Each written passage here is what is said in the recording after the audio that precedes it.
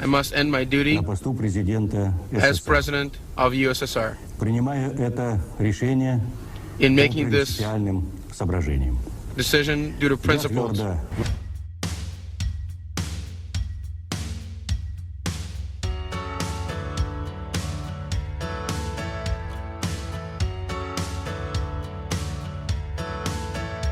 Mikhail Gorbachev is a statesman, a public figure, and the first and only president of the USSR. The after effects of his actions have left a deep mark in the history of not only the USSR and Russia, but also the whole world. Some believe that he has done more harm than good, while others believe the contrary. But people definitely have strong opinions about Gorbachev, how the assistant of a combine driver became president, and where he is now. All of that you will learn from this video.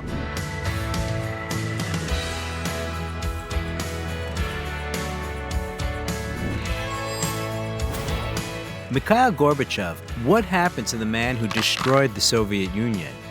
Mikhail Sergeyevich was born on March 2, 1931, in the village of Privolnaya, Stavropol region. Father Sergei and Mother Maria were simple peasants, and the childhood of the future president had no wealth and luxury. Both of Mikhail's grandfathers were repressed. Panteley, on the mother's side, being the chairman of a collective farm, was arrested for his political views, and Andrei, on the father's side, was sent into exile for not fulfilling the sowing plan. Soon both were rehabilitated, and they returned and began working on the collective farm again. When Mikhail was 10 years old, Stavropol was occupied by the Germans, and his father went to the war, which subsequently left an imprint on the boy's character and later his political position. The death notice with Sergei's name was also a heavy blow for the Gorbachev family, but fortunately, the notice turned out to be false. Mikhail grew up a hard-working child. From the age of 13, he combined his studies at school with part-time work at a machine and tractor station and on a collective farm. And from the age of 15, he worked as an assistant to a combine driver. When Mikhail was 16 years old, his brother Alexander was born, who later devoted his life to military affairs. At the age of 19, in the 10th grade, Gorbachev became a candidate for membership in the CPSU, the Communist Party, recommendations for which were given by the school director. In 1950, he graduated from school with a gold medal and entered the university without exams. And 2 years later, he was accepted into the Communist Party. During his studies, Mikhail met his future wife, Raisa Titarenko, a student of philosophy, at a dance. This was not Mikhail's first love affair. At school, he liked a girl a year older than him. But Raisa immediately charmed Gorbachev with modesty, so immediately he decided that he would marry her. But their first meeting did not lead to anything because Raisa already had a fiancé. Mikhail was saved by Raisa's potential mother-in-law, who absolutely did not like her, and as a result, the wedding didn't happen. Gorbachev became a good friend and supported the girl despite her initial coldness. For the first 6 months, the couple only held hands and became really close only after the wedding. Taught by bitter experience, they did not ask for the blessing of their parents, but confronted them with the fact. The wedding would be on September 25, 1953. To earn money for the wedding dress, Gorbachev worked all summer on the untilled land. The salary was enough for a chiffon outfit for the bride and a modest lunch in the student cafeteria with friends. The couple exchanged rings a few years later when they finally could afford it financially. The wedding night, by the way, also did not happen immediately, but only when the students living in the dorms left for work at a collective farm. Immediately after the wedding, Raisa got pregnant, but the Gorbachevs wouldn't become parents. Raisa suffered a severe case of rheumatism with heart complications, and doctors warned her against giving birth. So the couple lost the boy who Gorbachev wanted to name Sergei. The Gorbachevs were recommended to switch gears, which they did by moving to the southern Stavropol region to Mikhail's birthplace. In 1955, after graduating with honors from the law school, Mikhail was sent to work at the Stavropol prosecutor's office. There he worked for 10 days, after which he was invited to work as a deputy head of the agitation and propaganda department of the youth union. The family lived in a dorm, and Raisa stayed at home, as she could not find a job after the university. Soon she became pregnant again, and in January 1957, gave birth to their daughter Irina. At the same time, Gorbachev received a second higher education, graduating from the economics school of the Stavropol Agricultural Institute with a degree in agriculture and economics. A few years later, Gorbachev became the first secretary of the regional committee of the youth union. Even then, they said the new secretary, Gorbachev, didn't make a single decision without advice from his wife, which he denied, saying that Raisa didn't like politics but supported her husband in everything. Later in Moscow, the only seat in the Central Committee of the party became vacant, and in 1978, the Gorbachevs returned to the capital. Mikhail was appointed secretary of the Central Committee, and 2 years later, Gorbachev joined the Politburo of the Central Committee of the Communist Party. Under his leadership, numerous reforms took place in the economy and the political system. Having won support and created the image of a global reformer, Gorbachev was elected to the post of General Secretary of the Central Committee of the Communist Party in 1985, after which the so-called perestroika began. By the way, many were surprised by this appointment since Gorbachev was an average politician and did not hold any serious leadership positions. Having become the leader of a powerful country, Gorbachev tried to pull the country out of stagnation and made several changes in the foreign and domestic policy of the Soviet Union. However, they didn't save the state from collapse. The list of his contribution is as follows: the prohibition, the money exchange, the end of the Afghan War, the end of the long-term Cold War, and the weakening of the nuclear threat. The prohibition cost the country $18.75 billion, and Gorbachev got the popular nicknames Lemonade Joe and Mineral Secretary. By the way, Gorbachev had more nicknames in his life. In Stavropol, he was called Teddy Bear Package, since it was impossible to come to Gorbachev without a gift, and at the university, it was Stavropol Kanban Driver. Party comrades gave him the nickname Mikhail the Marked, after his birthmark, and Brezhnev called him the King of Sheep, since sheep breeding was very developed in Stavropol.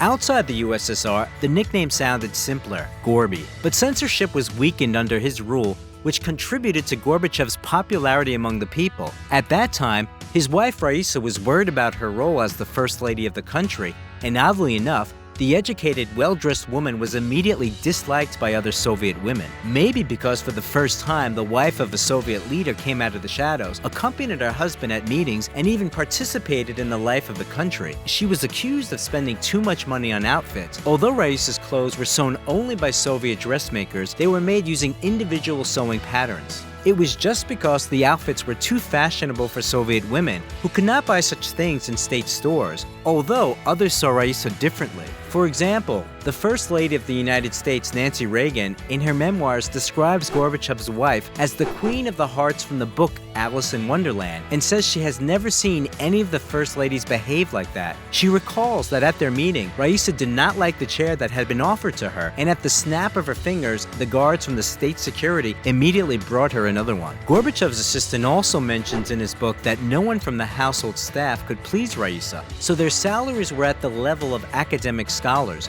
By the way, Gorbachev's wife tried to pick middle-aged and unattractive women. Raisa's jewelry was also criticized in the USSR. They believed that it cost a lot and wondered at whose expense they had been bought, all because, according to protocol, Gorbachev's daily allowance during a foreign trip was $37 and his wife's was $25.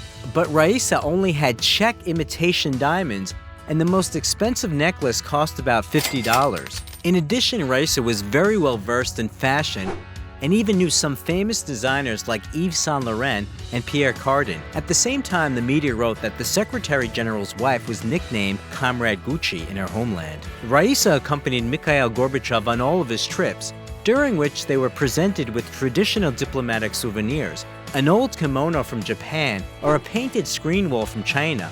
But the most expensive gift to Gorbachev was presented by Ronald Reagan. It was a Pontiac Grand Prix car, yet, as it was not possible to drive it, and by law, the car immediately went straight to the museum. In January 1988, Time magazine recognized Gorbachev as the Man of the Year for destroying Soviet lethargy, beating Ronald Reagan in his nomination.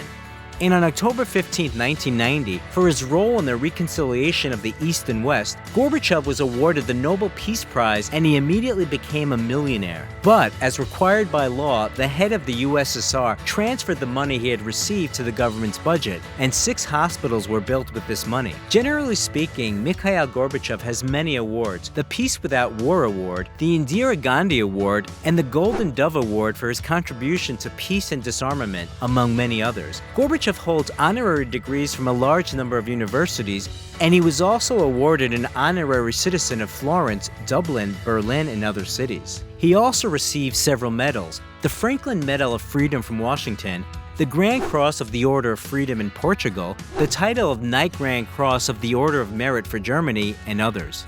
On March 15, 1990, Gorbachev was elected the first president of the USSR. Президентом Союза СССР избран товарищ Горбачев Михаил Сергеевич. At that time, Mikhail Gorbachev met with Pope John Paul, after which he changed his attitude towards Christianity. So in January 1991, Orthodox Christmas was declared a national holiday in the country. At the same time, the head of the USSR developed warm relations with US President George H.W. Bush for the first time in a half a century. After the conclusion of the trade agreement, frozen chicken legs appeared on the shelves of Soviet stores, popularly known as Bush legs.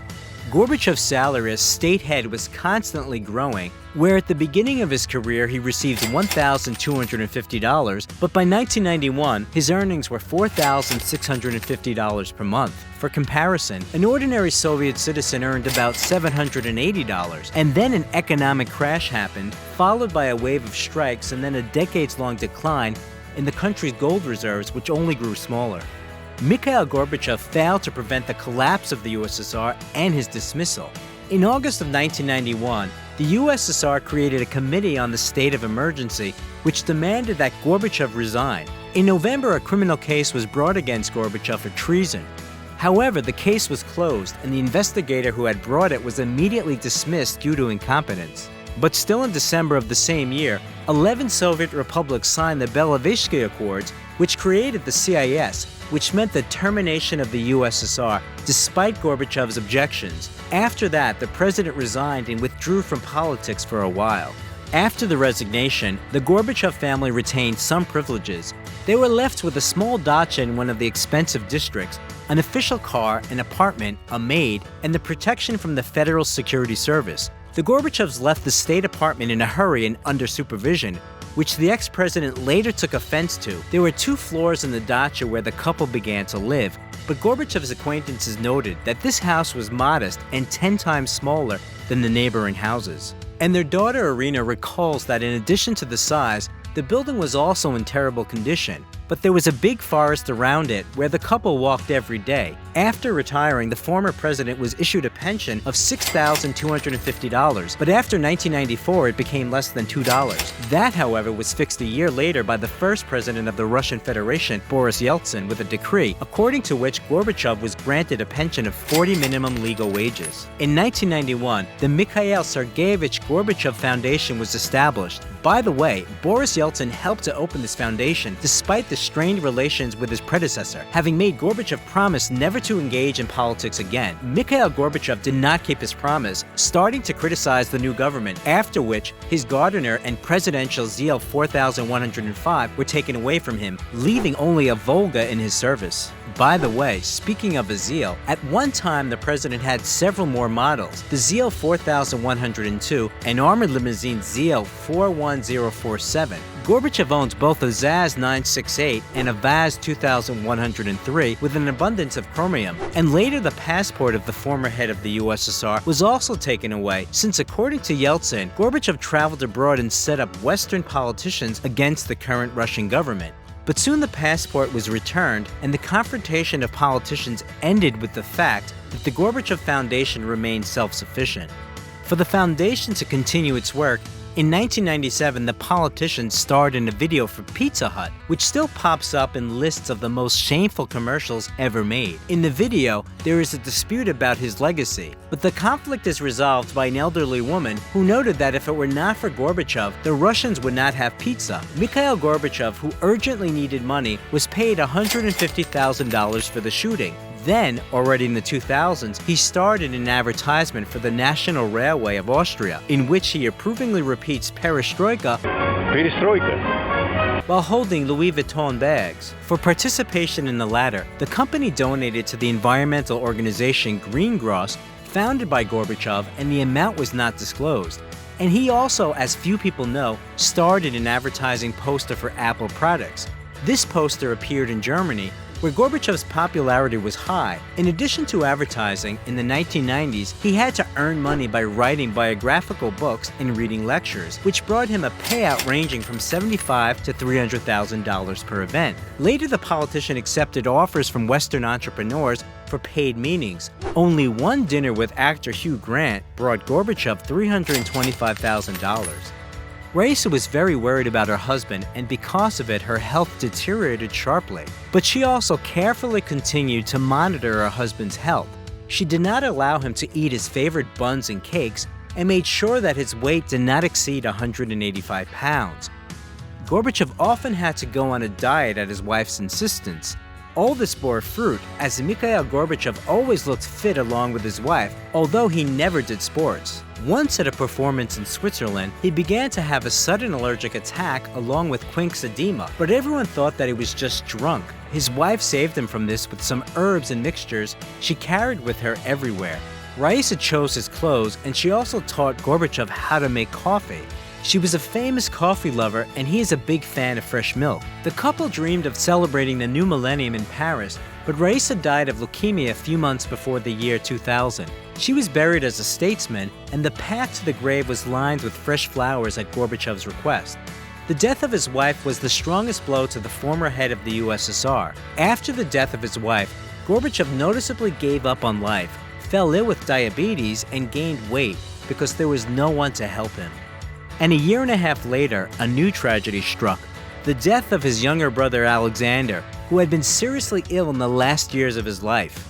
Mikhail Gorbachev still flew to France, fulfilling the promise made to his wife, together with his daughter Irina and granddaughters Ksenia and Anastasia. By the way, they now live in Berlin. Irina is married and together with her husband runs a family business, a wine boutique with collectible wine. There is also an office of the Gorbachev Foundation, a research center in which Gorbachev's daughter and granddaughters participate. After the death of his wife, Mikhail Gorbachev tried to keep busy all of the time and began to travel around the world giving lectures. Several times a month, he goes to the cemetery to visit Raisa's grave. He often went for walks and visited theaters, and the former president of the USSR recorded a CD dedicated to the memory of his wife, which he called Songs for Raisa. It consisted of 7 favorite romances of the deceased. One of them was the song Old Letters.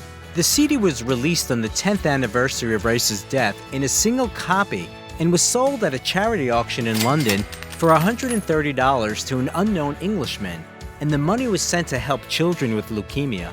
Later, on his 85th birthday, Gorbachev performed the same Old Letters and a Ukrainian folk song to the accompaniment of Makarovich. In addition, Mikhail Gorbachev was awarded a Grammy statuette together with Bill Clinton and Sophia Loren in the nomination Best Album of the Spoken Genre for Children for voicing Sergei Prokofiev's musical fairy tale Peter and the Wolf. In addition, the politician starred in the film Far Away, So Close, where he played himself. He also appeared in a documentary about environmental problems with Leonardo DiCaprio, The 11th Hour. And about him and Raisa, they even filmed the play Gorbachev. Mikhail Gorbachev used to have a house in Bavaria where he often went as long as his health allowed. But in 2017, Irina sold it since it was pointless to keep it. This house, by the way, was bought for $1.09 million and sold for $7.6 million, although it is still rumored that the house is still in the possession of the Gorbachev family. The estate, with an area of 6,100 square feet, was located on an adjacent plot of 20 acres and had 17 country-style rooms. Mikhail Gorbachev is now 90 years old, and his total Gorbachev fortune totals about $5 million. He receives the largest pension in Russia, almost $6,400 a month, but it is not documented. According to other data, in 2021, Gorbachev's pension ranged from $1,900 to $2,800 per month. He still lives alone in the dacha allocated to him and regularly travels to the Moscow office of his foundation. The elderly leader of the USSR is helped only by a maid and employees of the Federal Security Service appointed to him as the former president by law. They sometimes have to solve non-trivial tasks for the security services, for example, placing buckets under a leaky roof. The president has a fantastic sense of humor. As his friends put it, he knows all the jokes about himself and often tells them. And the former head of the USSR has a phenomenal visual memory. For example, he remembered a journal he had seen 15 years prior at his press conference in the Kremlin. But his speeches, as many admit, are difficult to listen to and read because of his specific manner of speaking. He likes to read newspapers and magazines, His favorites are the New Times and others, and Gorbachev does not like the internet, although he has a computer. His phone is also the most ordinary, with buttons, although he also had iPhones. A few years ago, Gorbachev underwent eye surgery and was able to read 12 font without glasses. In addition, recently there were rumors that the ex-president of the USSR rarely gets discharged from hospitals due to his health condition, but the politician's confidence denied this. Gorbachev had several monuments erected during his lifetime, in Germany and Moscow, and they promised to install another one in Stavropol. The Gorbachev era was remembered by everyone in different ways. Some remember him only for the good, some blame him for the collapse of the great power, but everyone agrees that he made history. And how do you feel about Mikhail Sergeyevich Gorbachev? If you like the video, leave a like and also subscribe to the channel so that you don't miss anything interesting.